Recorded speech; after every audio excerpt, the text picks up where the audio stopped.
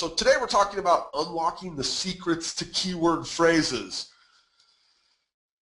Now, a keyword phrase is just that thing that someone searches for in Google, right? So when we're writing our blog posts, we need to really think about how are we titling our blog posts and what phrase are we going after or using throughout the body of our blog post, and how does it relate to how somebody actually searches when they go to the search engines? I see that there's a few things on ActiveRain that I think are just very common sorts of mistakes. And it pains me to see them because as people, put in a great deal of effort into writing blog posts, and I mean, if you guys are doing this stuff, it's not, you can get in the habit of throwing up stuff real quick or maybe copy and paste it to the listing or something. The most effective blog posts take some time. I mean, you're putting some effort into writing these things, and nothing pains me more than to see somebody who's done that and then to realize that they don't quite understand the concept of keyword phrases and how somebody goes online to search. And so these are this is a random sampling of blog posts, and some of the titles that you will see or some of the common mistakes you will see people making as they go through and title their blog posts. And I focus so much on the title because in last week's class we talked about the things we need to do to get a post ranking, and we realized, if you were with me last week, that title, becomes the page title for the page. And in fact, as we come back here and look at a Google search result, the page title is the part in blue that's underlined that they can click on. It's the first thing the search engines look at when they index your page. So right away, that title is the catalyst for what the other signals they're looking for on that page. And we talked about those signals last week, right? 3 to 5 uses of that keyword phrase again. Do you use it in your images? Do you have an anchor text link that uses that thing? It's all predicated on what that title is to begin with, and then you have to ask yourself, will anyone ever search for this? And these are some of the common mistakes that you'll see, right? Somebody writing a great market update, but not actually telling us what this area is about, right? Like, where is that a market update for Seattle? Is that an interest rate market update? Is that a market update for Phoenix, Miami? Like, we have no idea, and neither does the search engine.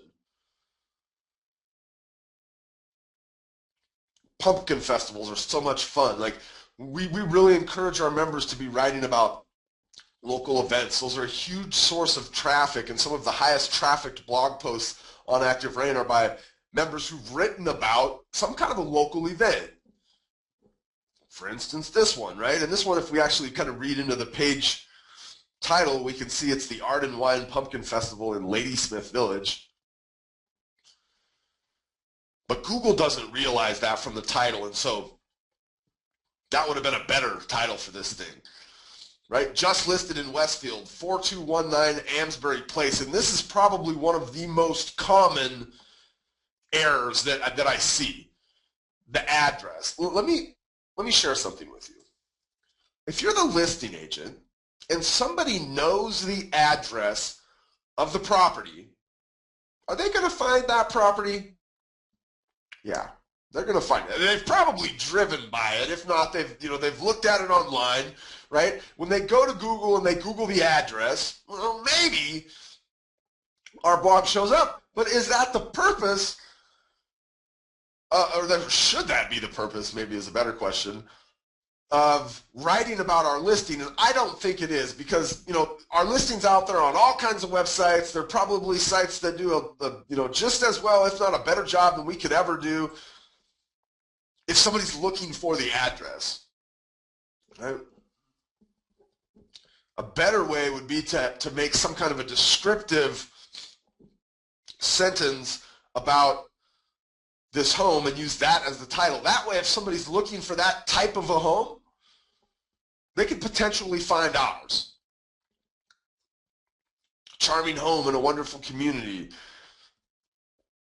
home for a growing family for sale in Fayetteville. Listen, people just don't go online and search for these kinds of things. And I understand why they write them in this way, right? It's the marketing mind in us. It's the flowery description that it's a charming home in a wonderful community.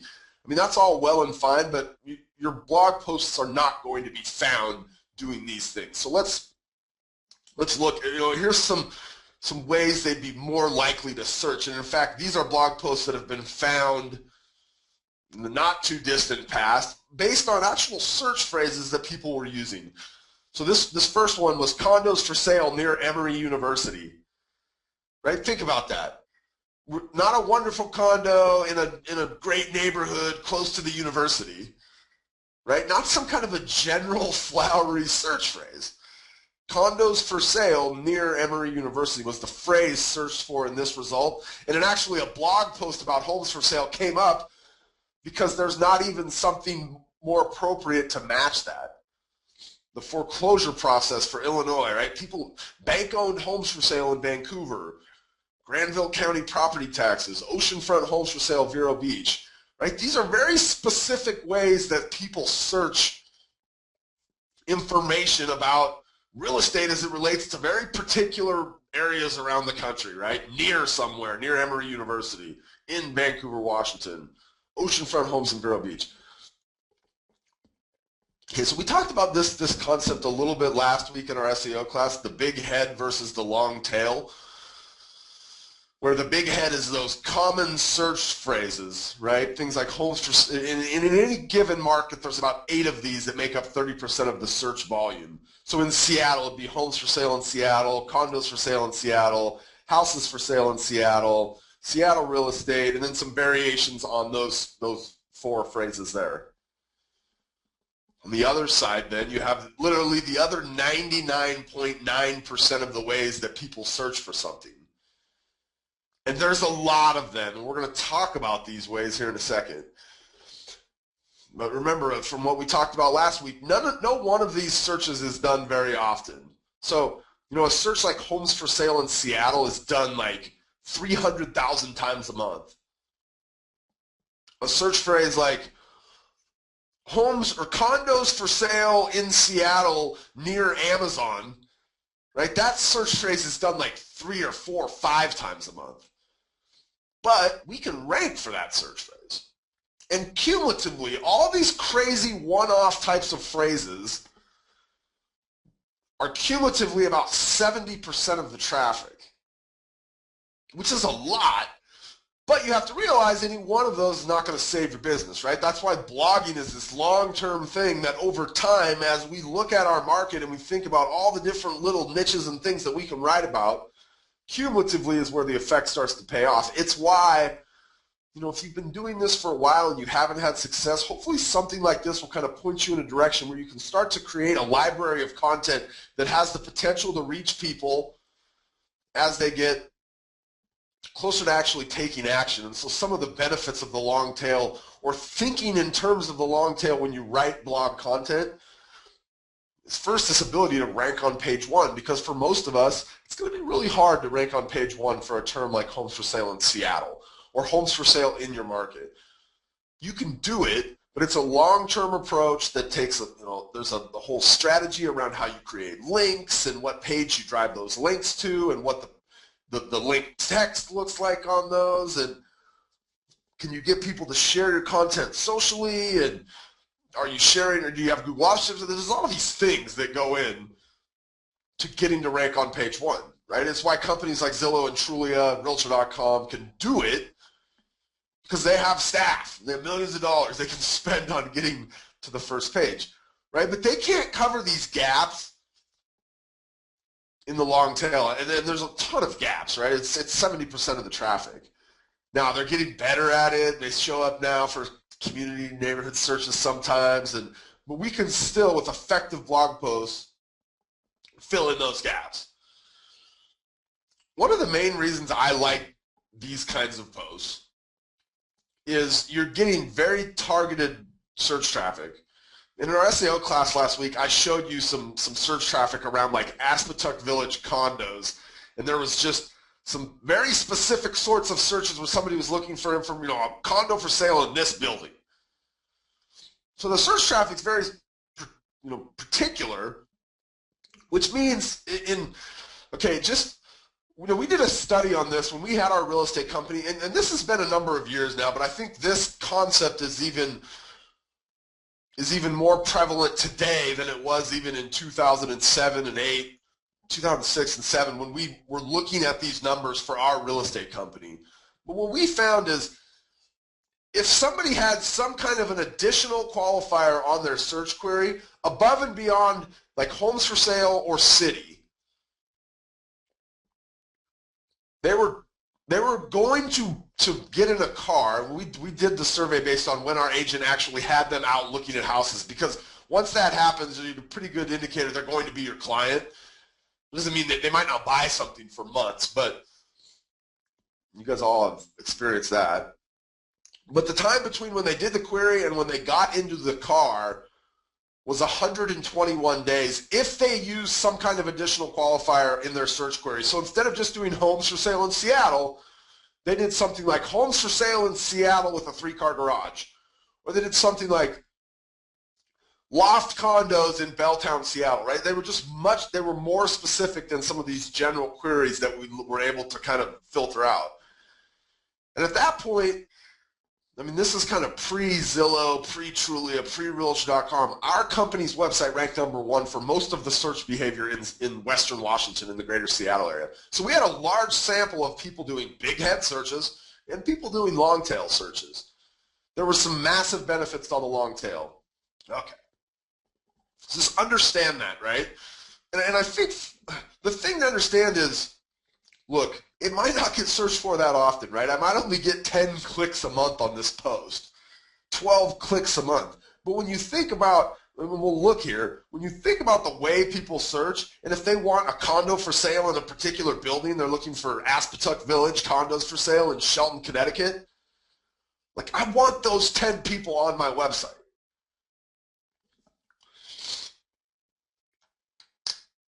So, the things to think about when selecting a keyword phrase. And in last week's SEO class, I talked about kind of this, the fact that people will search for subject matter and geography in conjunction with each other. And especially in real estate, when they do searches that are just subject matter specific, a lot of times they will refine them with geographic indicators on there. Right? And it makes sense, especially as they're looking like homes for sale, right? They have to tell me where they want homes for sale. It's funny because there are hundreds of thousands of searches every month. It might actually even be up into the low millions where people don't put geography. There's millions and millions more where they do, but those big sites really benefit from that, where somebody literally just goes to Google and types in homes for sale. And to me, that is such a foreign concept. But people do it. But again, the big sites like the Zillows, the Trulias, the Realtor.coms come up. But we need to think in terms of this subject matter and geography. And here's how I want you to think about that. The more specific your geography, the less specific your subject matter can be. Okay? So I'll give you an example. Well, first off, here, what are what is the subject matter side of search as it relates to our business? It's going to be things like, and it's these long head terms, right? Things like homes for sale, condos for sale, houses for sale, real estate, townhomes for sale, right? There's not too many of them in terms of the broad subject matter. If you're a loan officer, it's things like FHA loans. Things like, adjustable rate loans or, down payment assistance, right? These very kind of broad subject matters. So we get more specific with our geography when we have a more broad subject matter. So in this case, how do we get specific with our geography? This is not, like this little flow chart here I have, nobody is sitting here right now looking at this thing going, oh, wow, duh. I hope not anyways. Like, this is obvious, right? Like a state would be very broad. A county now would be a little bit less broad. A city would be even more specific. A neighborhood, right? And like in Seattle, we have even like subdivisions and complexes within neighborhoods.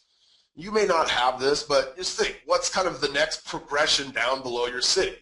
So we have places like Green Lake or Wallingford, and even within those, there's kind of, you know, enclaves of those neighborhoods. So next would be like a subdivision or an actual condo complex. Now, another way to think in terms of geography is to look at the near, and I actually showed you that search before. That was a search from condos for sale near Emory University that somebody had done on, and you know, in Google, and landed them on ActiveRain. Think about your area and the things that people want to live by. I use this example a lot, but it's a real obvious one for us in the Pacific Northwest.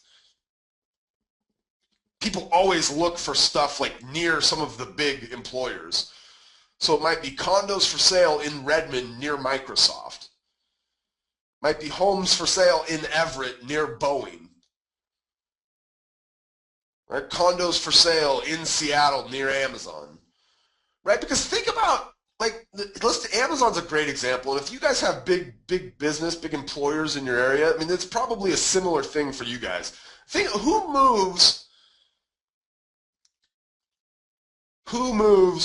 to work at Amazon?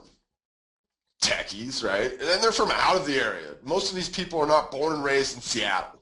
They don't really know the area, right? They don't know to look for homes for sale on Capitol Hill, or condos for sale on Capitol Hill, or condos for sale in Belltown, or condos for sale in South Lake Union. Those are the names of the communities that someone would want to live in if they're moving to Amazon, or they're working for Amazon. But they don't know that, right? They just know that they're going to be working at Amazon, and they're going to want a condo. It's going to be in Seattle. So they're going to do a search like condos for sale in Seattle near Amazon, right? These searches are done, especially around major employers, very frequently. And there's all kinds of variation. There might be houses for sale in Seattle near Amazon, homes for sale in Seattle near Amazon, condos for sale in Seattle near Amazon, right? But when you have those general search phrases like homes for sale, houses for sale, condos for sale, think about how you can get more specific geographically. You know, here's just a couple of examples, but I kind of beat on this for a second there. Right? Carriagewood Renton is subdivision. Georgetown Commons, Ann Arbor. This is the name of the condo complex. Right? Near the Microsoft campus, Redmond. Townhomes for sale, Wallingford, which is like a neighborhood of Seattle. Okay, the less specific your geography, then the more specific your subject matter. So, we want to write about homes for sale in a city, homes for sale in Seattle, but we have to realize that we can't do that, or we could, but we're not going to. People aren't going to find that post, right? Who's up there? Google, Trulia. Zillow, Trulia, Realtor.com, Homes.com, Realestate.com. These companies that, again, millions of dollars. They're really good at SEO. They got people that they're dedicated all day to do this. So we got to think about how can we get more specific with your subject matter. So again, here are some of the general subject matters as it relates to real estate. Here are a few ways, okay? Price points are a really good way to do this. So instead of just looking for homes for sale in Seattle, what we can do is we can write blog posts where we can point people to homes for sale under a certain price point in a certain area. So homes for sale under, like in Seattle, it might be condos for sale under $300,000. Like, you know your market, right? So you know those price points that people, like maybe that first-time home buyers want to stay under. I had a guy, so we used to do these classes that we do online now, and we did it 8 hours, like get your eyes spinning type of 8 hours, where we went into a room and we called them rain camps. You know, we got a couple hundred people would come to these things, and me and a guy named Ben Kinney would go up on stage and talk and teach about how to generate leads for your business and online strategies. And the very first one of these we ever did was in Seattle. And we talked about these concepts even, I mean, this was in 2009, but these same things still apply because these big search, these big Googles, Trulias and Zillows, they still haven't been able to fill in the gaps. They can't beat you on the street who has the ability to create good content at this kind of a level. Right? But in 2009, I talked about this because I'd seen this behavior for years in search queries where people are looking for homes for sale in Seattle under X. So we talked about this, and then we left Seattle and we went about our way. We would do 26 of these rain camps, and we would finish in early 2011 back in Seattle. Our last live rain camp was in Seattle 2011. So we're doing the deal again, and at one of the breaks, a gentleman walks up to me and he says, "Hey, I'd like to introduce myself. My name is John. I'm an agent down in Tacoma, Washington." I said, "John, nice to meet you, man." He said, "I really want to thank you. Something that you said in 2009 added about 6 deals to my business in 2010. And I said, "Well, you know what, man? I always say this. I didn't do it. You did it. Okay, so good for you. Whatever advice we gave you, I appreciate the fact that you took advantage of it and actually did it. So tell me, what did you do?" Because there was a lot of things we share in 8 hours, right? And any one of them, not any one of them, but a few of them could have added 6 deals to his business. And he said, "Look, I know my market. I work out of Tacoma, but I'm really focused on Joint Base Lewis McChord. And Joint Base Lewis McChord is a military installation that houses McChord Air Force Base and Fort Lewis Army Base. It's this big military installation." And he said we get hundreds of thousands of people in and out of there all the time. A lot of these people are looking to buy a place. He said, "So I went out around the base and I looked at every city and town around the base, and I just started writing posts like this. Homes for sale in Stillicum under $200,000. Homes for sale in Lacey under $200,000. Homes for sale in DuPont under $150,000. Homes for sale in Lakewood." Like, he just covered every little nook and cranny around the base with all these different price points. And he would get people who would end up as a lead on his website, or who he would ultimately get on the phone, who would say, "Man, we would do searches around the base and you showed up everywhere." He'd do things like homes for sale near, in Lakewood, near Joint Base Lewis McChord, or near JBLM, right? He knows the lingo for the people that are doing these kinds of searches. So that one right there is a good one. You're still capable of ranking for those. Okay, so other ways to get more specific with your subject matter: think adjectives for the home, right? Waterfront, oceanfront, mountain view, lakeside, right? There's all kinds of different kind of descriptors. And a lot of you guys, you use these in like your marketing, right? If you're using them in your marketing, people are using them to search. Now, again, it's not the massive numbers like people that search homes for sale in Seattle, but would you rather have somebody land on your website that searched homes for sale in Bellingham, Washington, or would you rather have somebody that searched, lakefront homes for sale on Lake Padden, Bellingham? I mean, to me, it's just a drop-down no-brainer. I want the more specific searcher, right? Are they going to buy something sooner? Like, if you literally had, knew of a home that was for sale on Lake Padden on the water at a good price, like, they're ready to move, I think, a little bit faster than the guy that's just looking for a home for sale in Bellingham.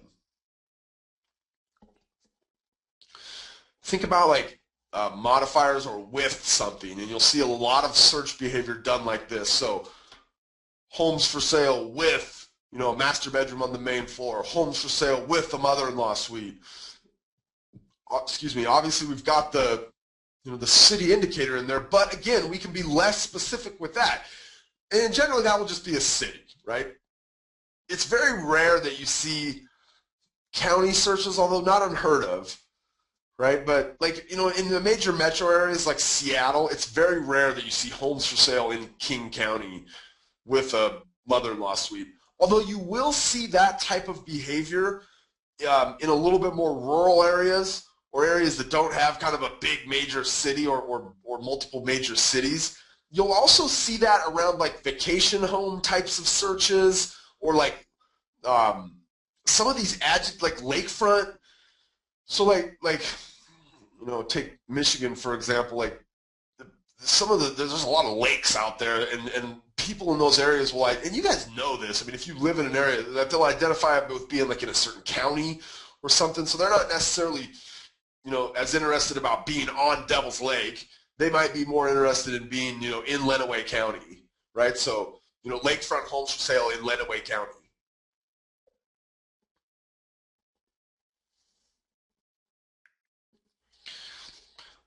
I almost every time that we do this call, I have somebody who will send me an email or call or maybe ask a question in the chat box a little bit later, who will say, well, you know what, we don't have subdivisions, and we don't have condo complexes, and I just don't think this is going to work in my area.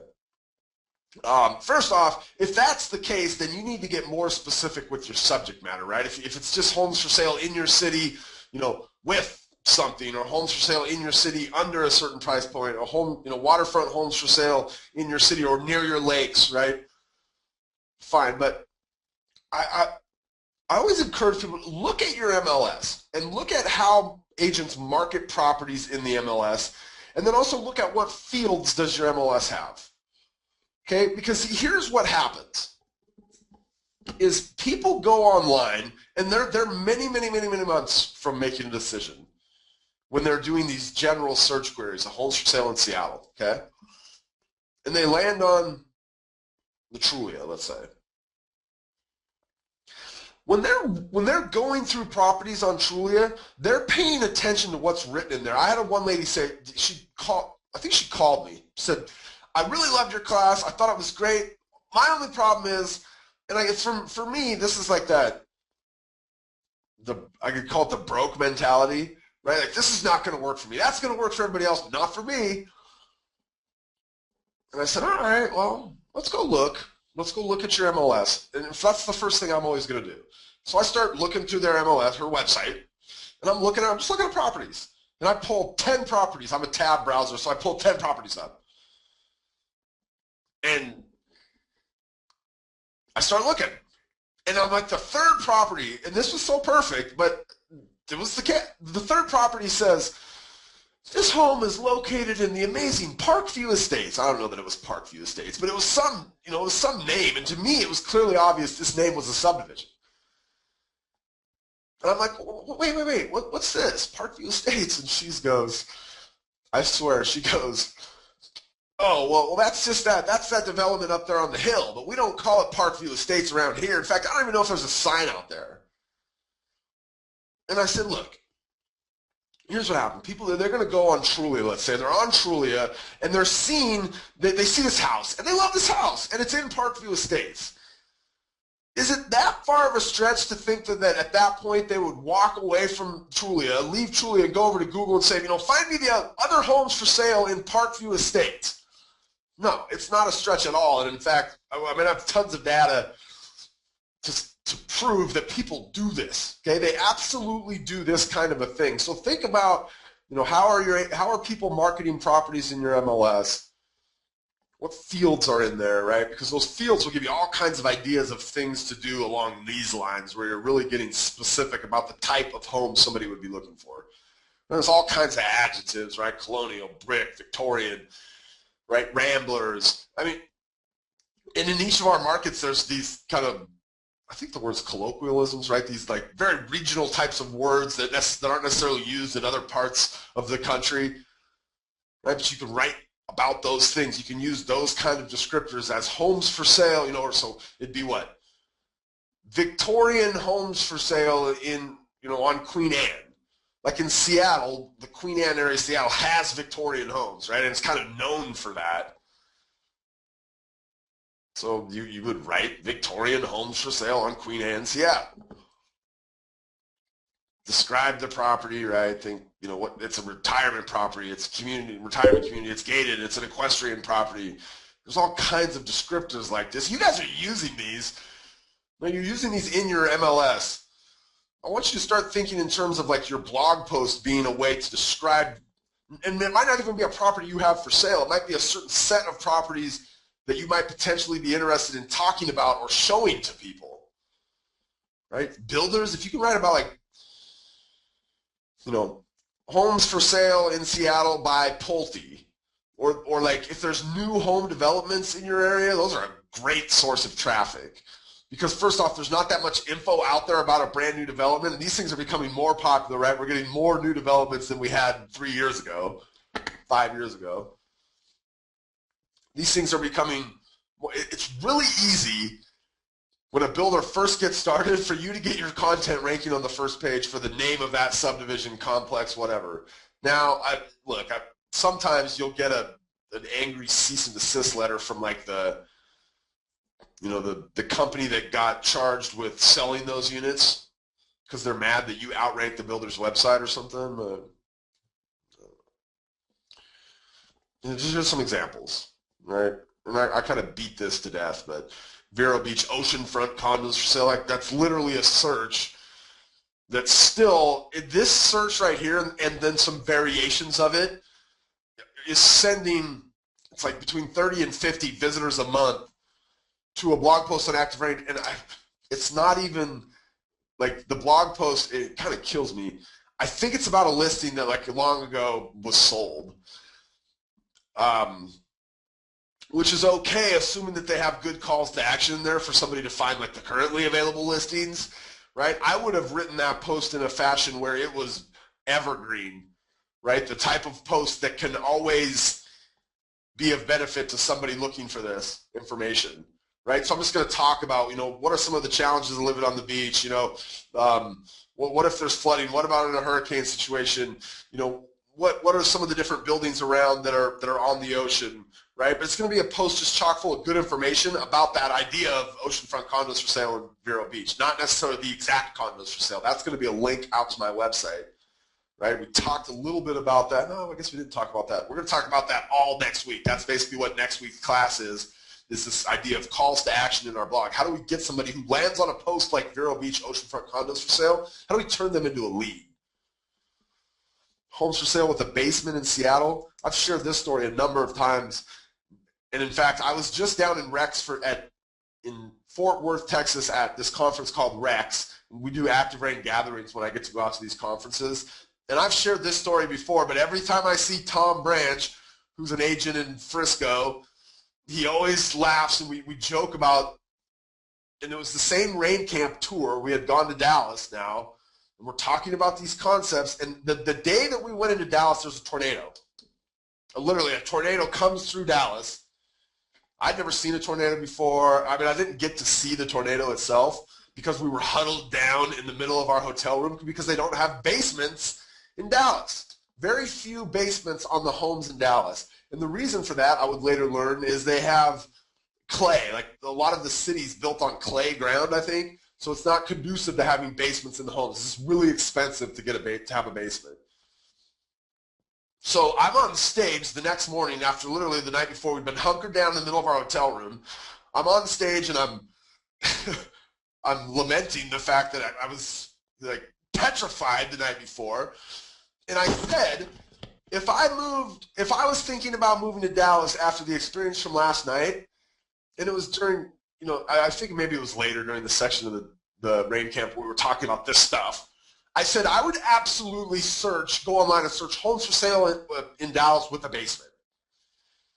And so Tom, who was sitting in the audience at that point, who was an ActiveRain member, who really was not sold on the idea of blogging, right? He blogged 3 or 4 times.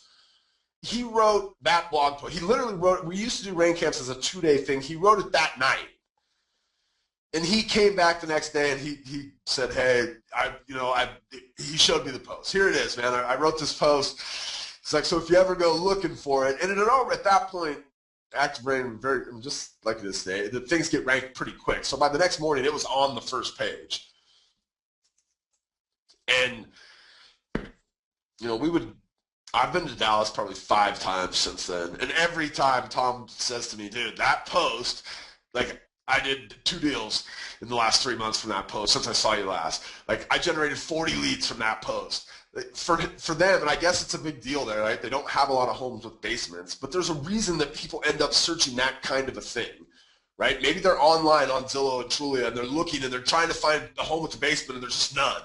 So you just go back to Google and they just look, give me a home for sale in Dallas with a basement, and his blog comes up. Now it's his WordPress blog. His ActiveRain stuff might still be on the first page for that. I'm not sure. I haven't looked lately. All right, a few things to consider. We talked about this stuff last week. Well, maybe not some of this.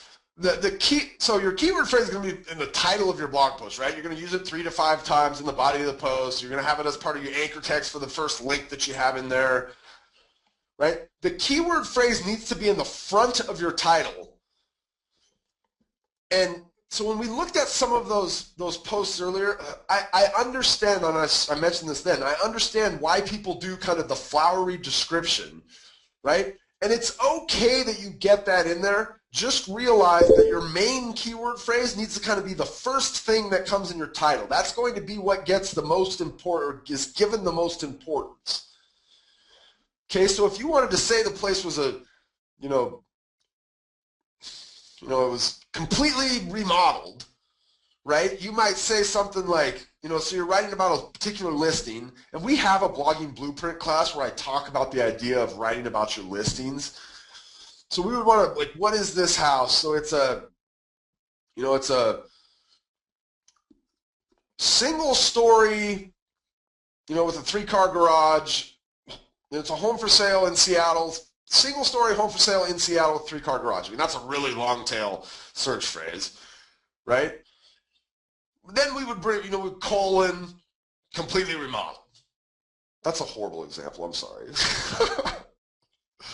But just put your keyword phrase in the front of your title if you want to be that person that has to have the flowery description. Your keyword phrase should be under 70 characters, only in that that's what gets displayed in the search result. It's those first 70 characters. If it ends up being longer, that's fine. Google's just going to truncate it. Never, ever, ever, ever, ever target more than one keyword phrase, which that example I just gave was probably a pretty bad example then. But what I see people doing is like, so Tom wrote the post about homes for sale in Dallas with a basement, right? He could have got greedy and written homes for sale in Dallas, Frisco, Fort Worth, Lubbock with a basement, right? That would be targeting a bunch of different cities and kind of jumbling up what's in the key. Like I had a lady who wanted me to review her blog recently, and she had something like Singer Island info, comma, single family home sales, comma, real estate market stats. That was the title. So she was hoping, I think, to be able to rank for like Singer Island real estate info, Singer Island single family homes for sale, Singer Island, all in one post. That's not going to happen. Essentially what she did is she limits her ability to rank for any one of those things to the point where she's probably going to rank for none of them. So always kind of focus. Each blog post is about one thing, and it's why your blog post becomes a marathon, right? Because all of these things individually, they're not getting a ton of traffic. I mean, this one gets 10 clicks a month. This one gets 30. Ooh, I really hit on one, and it's getting 70 or 80 clicks a month, right? But any one of those by itself, not going to have you in the millionaires club next year, but cumulatively over time, those things really start to build momentum, and it's why there becomes a point, and like I see so many people in the first 6 months of blogging that just give up. I see very, very few people that in their 3rd year of blogging, and I know that seems like a long time, 6 months even seems like a long time. There is a sweet spot whereby the effort you put in, the returns start to multiply. Like if you know of an agent that after 3 years, and granted, somebody could have left the business, but the agents that I know that have been blogging, like since ActiveRain was in its infancy, now some of them don't do it on ActiveRain anymore. They do it on their own WordPress blogs or their website or something of that nature, and sometimes they still blog on ActiveRain. But those people don't quit blogging. because they know it works, right? Because it's this idea of this cumulative effect over time. Almost always use geography. So let's talk about some other kinds, because a lot of those are very specific, like types of homes for sale. Although I think that's the bread and butter for someone really interested in generating leads, because that's, a lot of people go online to look for listings. But there's some other things they go online for, right? Like home values is one, but information is this other kind of bucket. So people search about information around the idea of living somewhere. So the best neighborhoods, the tax information, the loan information, right? These are things that are kind of done, mainly they're done upstream. They're done before they start, looking for specific homes for sale. Some really high traffic posts are these ideas of best neighborhoods in Seattle, best neighborhoods in Charlotte, best neighborhoods in certain cities. And what these become is a collection of past posts that you've written. So if you go out there and write about, let's say you write 5 subdivision posts, right? Now you've got the fodder to create a post, assuming those were the 5 best neighborhoods. And you have to be careful. I always get the question, well, are we allowed to steer people by saying best? You should talk to your broker about that. There's some way to write top neighborhoods, right? You're not saying top neighborhoods based on economic status, top neighborhoods based on race, right? You're not doing that. You're just saying it's the best neighborhoods. If somebody was to ever ask you based on what, you would say, I don't know. Based on nothing, man. It's just coming out of thin air. You would probably have a better response than that. But these become a collection of neighborhood posts where you're using content you've already created to create additional content. Like that top 10 neighborhoods in Columbia, South Carolina, that one's had 11,000 clicks on it. Best neighborhoods in Carmel, Indiana, it's a couple years old now, but it's still on 900 clicks.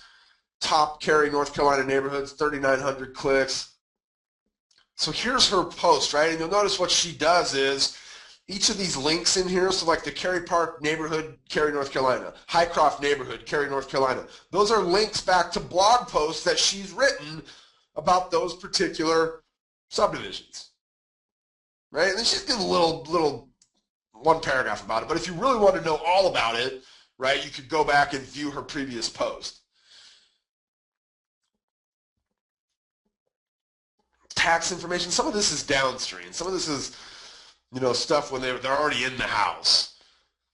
But still, making this information available to people, and think about who searches for information about property tax rates in a certain area. Homeowners in that area. Right? Home property tax rates. How do I dispute my assessment in King County? Right? When are property taxes due in Lenawee County?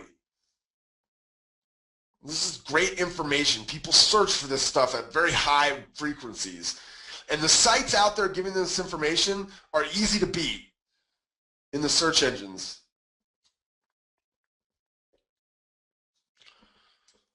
Loan information or home buying programs. If you spent this whole hour with me as a loan officer, you really have to have your thinking cap on. You have to have had your thinking cap on. Okay, but these things apply to real estate agents as well. What I want you to think about if you're a loan officer is first off, people think absolutely based on geography.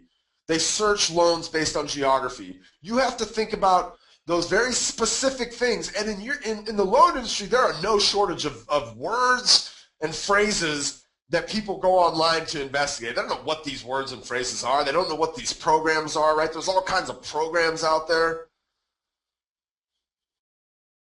FHA loan limits, VA approved condos, FHA approved condos. They're like, we see some really high volume on these kinds of searches. Or if there's some kind of a program out there, right? And these programs, they come and they go.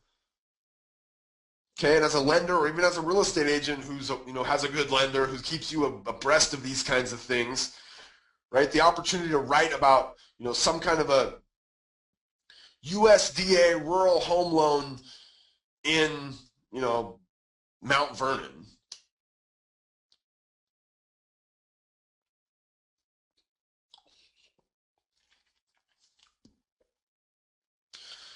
We do a whole class at ActiveRain University on answering FAQs. Well, this is another great source of content for your blog. I would maybe, if you carry behind the scenes, chat them the link to the blogging blueprint classes. So it's activerain.com/blogging-blueprint. On that page, we've got links to each of the blogging blueprint classes we've done, and one of them is on FAQs. If you're ever answering questions, and I think these are some of the best blog posts out there, it's some of the best content you can get into your blog because it can end up saving you time down the road, right? If you have questions that your clients are continually asking you, get that into a blog, right? Quit emailing them the answer one at a time. Get it in a blog so it's out there for everybody to find the answer to. The way you write those is the title needs to be based on how somebody would ask it of the search engine. Right? And again, I do a whole class, a whole hour about how to build one of these blogs, what's the formatting look like, what kind of calls to action should you have in there.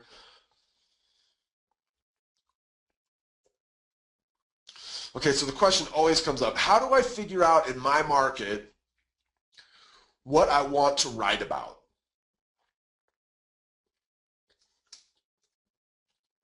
So there's a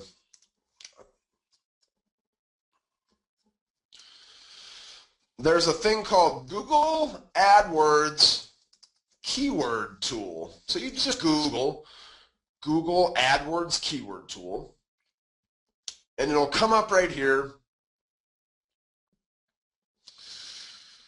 and you can jump in here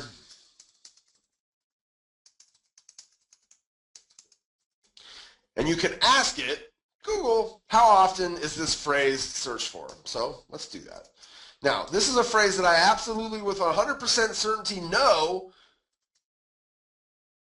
You have to be able to read what these say. Is that an M, everybody, or an RN? I'm going to guess M, R-A. Does that look right? Sometimes okay. So you come in here and you say, Google, how often is this searched for? And they say, not very often. This phrase, right? Now they give us, the thing I like about this is, look, they give us some related phrases like Aspetuck Village, Shelton CT. So they're saying that gets searched for about 110 times. Aspetuck Condos, Shelton CT, about 46. 3 Village Condos, which must be another like condo complex nearby, so that might be something I'd consider writing about. Crescent Village, Shelton CT, another kind of, you know, if I'm in this area, I'm sure this is another condo complex. Now, am I not going to write about this because they say it doesn't come up? No, and here's why. Okay, Google's not going to show you this volume below about 40. So if this got searched for 10 times, I still want to write about it.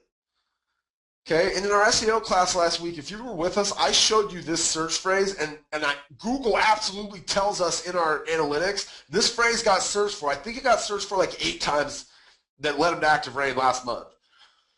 So this is not a perfect science. In fact, this is a tool of Google AdWords. So what Google's really trying to do right here is they're saying, look, forget about this word. It doesn't get searched for very often, but we don't want to forget about it because it got searched for 10 times. And a bunch of variations added up to about 40 visitors, right? They're like things like Aspetuck Village Condos for Sale, Shelton CT, which will absolutely continue to tell us it got 0 searches.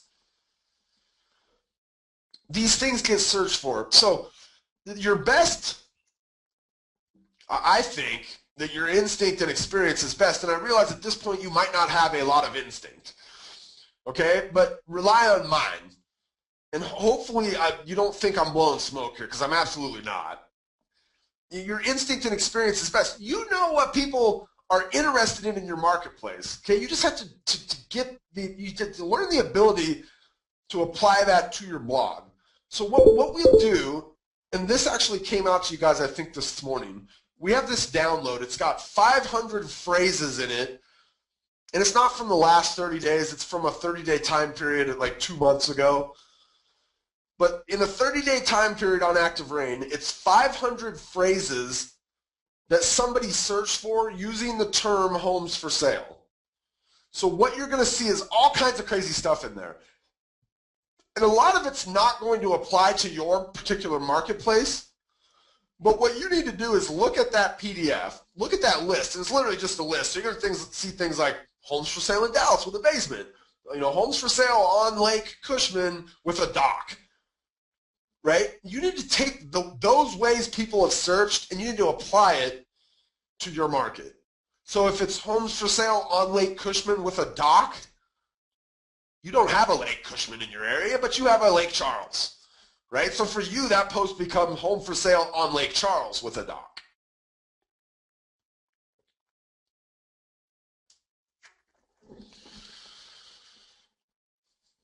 Okay, so let's brainstorm. I want everybody right now, well, hold on, before I ask you to do this, let me get back here. Where did mine? Oh, there it is. Okay, so we have 5 minutes left, and Carrie's probably going to come in here at some point and cut me off because she hates to listen to my voice. I think it's like nails on a chalkboard for her. Okay, I was going to do this, let's brainstorm. There's a bunch of questions in here, so I'm going to go ahead and answer some questions. I was going to have you guys share like some ideas that you would think about for your market. But look, you got the 500 there. I'm sure now based on what we've talked about today, like every single one of you guys could totally come up with an idea. Let's answer a few of these questions that have come in.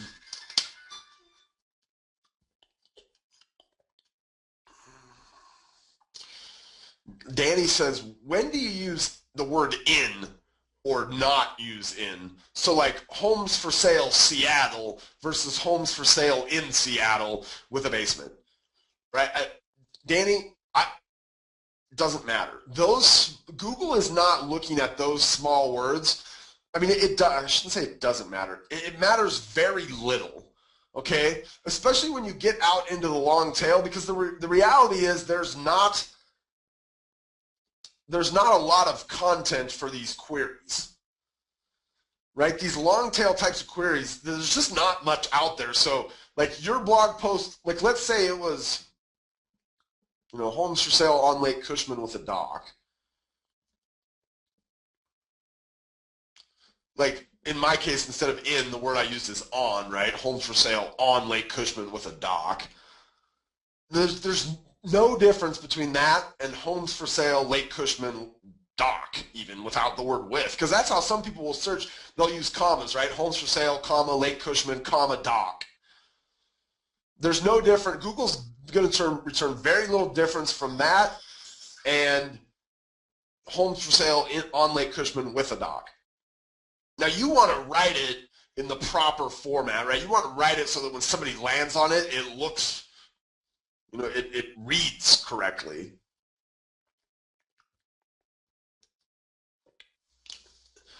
Jenna says, is it okay to use articles from another site to create articles for your blog?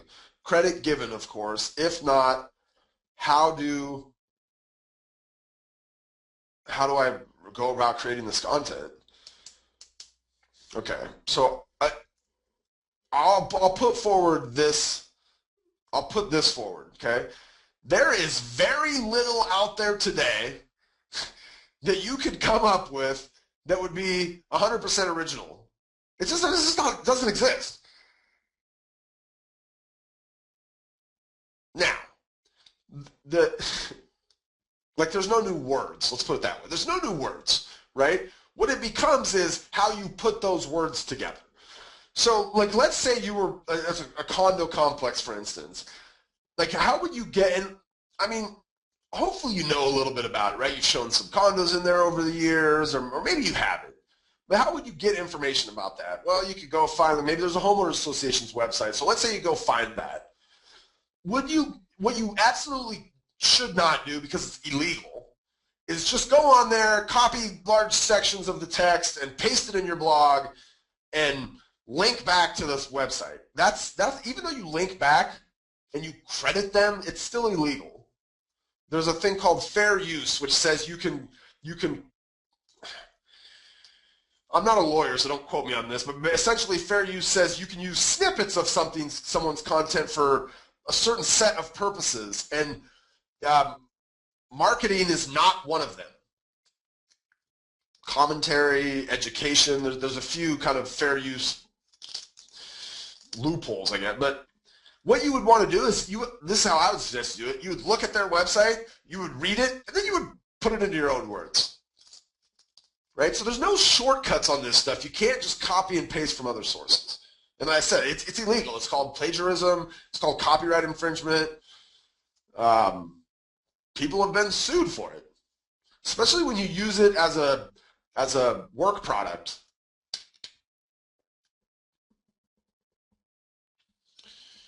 Either Jenna was on our call last week, or this is a really popular question. She says, how can I target sellers with keywords? It's really hard.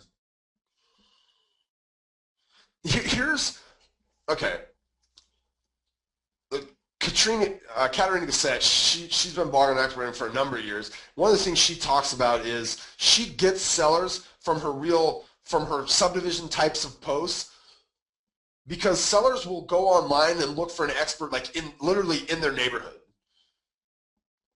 So like if I was if I owned a condo in Aspetuck Village, I might go online and see, who's selling condos in Aspetuck Village. So that's one way. There's not really keywords you use to target sellers as much as there's, you're the person that knows about their local area or the thing their house is. For me, and it's always been this way, and we did a whole class at ActiveRain University. You can come here and go activerain.com/blogs/university. I think there's a class in here somewhere. We'll have to go back. It's called Generate.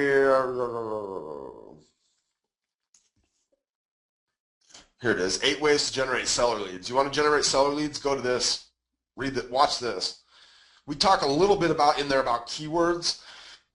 In a lot of ways, sellers are about pressing the flesh and making phone calls, knocking on doors. If it was really easy to be a seller's agent, everybody would be one. It's not. It takes hard work.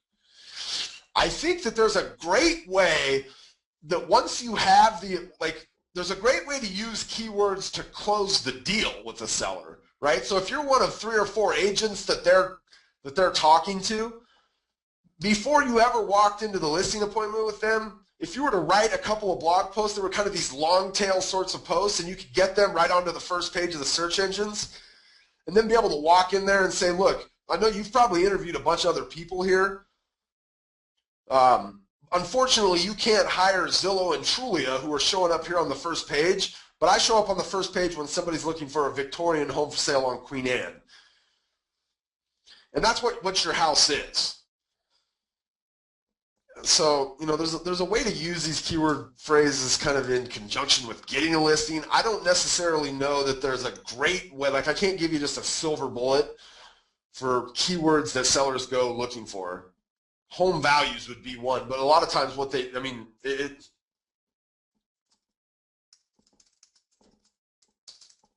the people that are here, Zillow, Trulia, Seattle Times, you could maybe, I just don't know that it's going to be really hard to get your blog into the, over time you could do it, but it's a multifaceted approach that includes having one specific page where your other posts link to it, hopefully getting outside people to link back to this, realizing that you have kind of this diverse anchor text profile, which is not something that we're talking about today. Sorry, off track.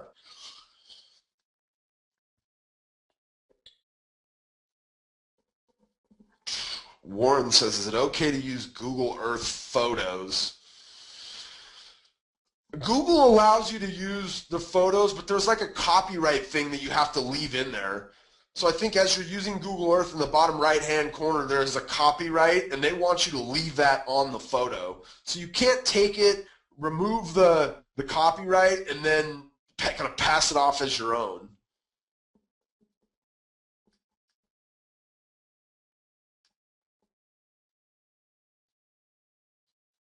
Yeah, John gives some good advice for a question that was asked. He said, read a couple of articles on the topic or that you're thinking about writing about, and then just go ahead and write a synopsis of those articles and make it your own. And that's a great question.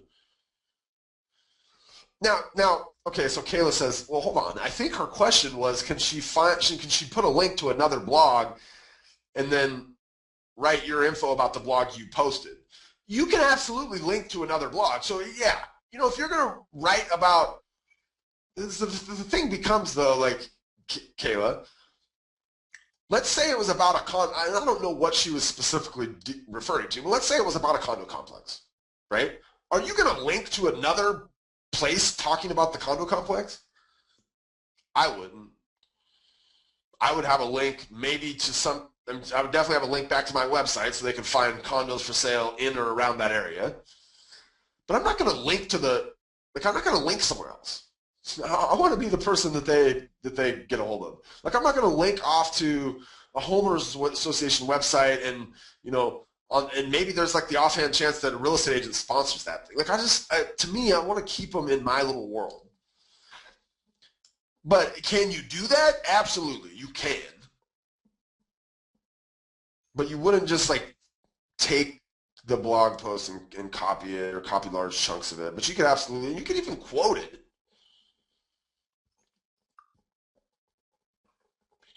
Okay, if you guys have additional questions after this, I'll tell you what, go to our Facebook page, facebook.com/ActiveRain. If you leave a question on there, I would love to come through later today and answer that question for you. Okay? Really appreciate you guys joining me. I hope you learned a little bit today. Next week, you'll want to get signed up for that class. That class is going to be all about calls to action. So what are the things that we absolutely have to have in our blog post to make sure that when somebody lands on that, they can get a hold of us, they can become a prospect for our business, we can get them to turn into a lead. We'll talk about all that next Thursday. You know what? If you guys on Tuesday, I'm super stoked. I mentioned that at the outset of the call. If you can join me, I think it's on our homepage right now. If it's not, I'm going to put it back up there in just a minute. Oh, there it is. Let me know if you had a chance to sit down with the guy who founded RE/MAX. What would you want to know from him? I have a chance to sit down with him for an hour next Tuesday. I'm super excited about it. You can join me if you'd like. But maybe consider going in there and let me know what kind of question would you have if you had a chance to bend the ear of a guy who created what at one point was the largest real estate brokerage in the country. It's certainly one of the most recognizable brands in the country. And I think today they still claim to sell the most houses. So I get to sit down with Dave Lineker. I'm super excited about it. Love to have you join me. And I also love to ask a question that you might have. And obviously I won't be able to ask every question that gets left on there. But give me a good one, and I'll definitely use it. Thanks, everybody. You guys have a fantastic rest of your week. Have an awesome weekend in real estate. On behalf of Carrie and Michelle and Chris behind the scenes, my name is Bob Stewart for ActiveRain. Bye-bye, everybody.